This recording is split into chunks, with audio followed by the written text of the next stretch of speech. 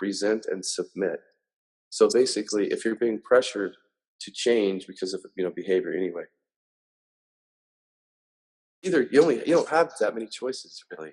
You have to submit the demand externally, in which case you better hope that there's a full surrender to that. That it becomes your desire. It actually fully is your desire.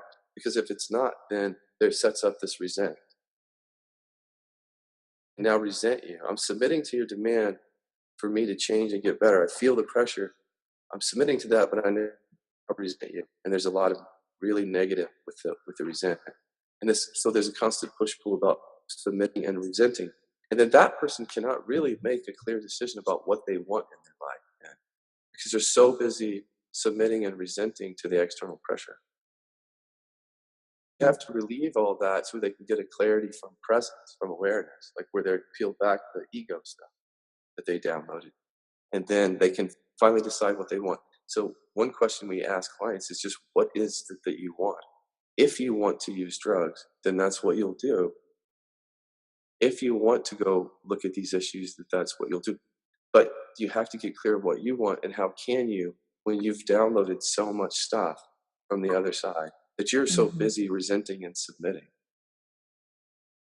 One problem with that sort of strict absence approach, especially with food or sex, but you could argue for drugs and alcohol, is that what it's doing, it's like if someone stops using their drug of choice or activity, very rarely does someone strip away all the stuff that's connected to that thing. So in other words, very rarely does someone stop using alcohol and really truly work on the traumas that are connected to it, and the beliefs and the external pressure and the shame. And the problem with that strict absence approach is that sometimes these drivers, sometimes these beliefs and these triggers only come up when you use. Because if you don't use, they lie dormant in your unconscious. And they're drivers, and they're ready to come back out whenever you use if you don't have a skillful way of dealing with it. But sometimes you have to use. And so, of course, with food and sex, if the person is open, we do, like Dan said, is encourage them to act out for the purpose of trying to figure out what's attached to this that we need to work with. So it's another thing I want to just to reiterate, because it applies to drugs and alcohol. Does that mean that we here at the Kill Be Thinner go encourage people to use heroin? No, we don't do that.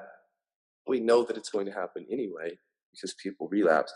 Go to Killabecenter.com, Radical Recovery Summit, for access to the interviews. You can watch them free online for 48 hours after they air, or you could purchase an all-access pass. Killabecenter.com.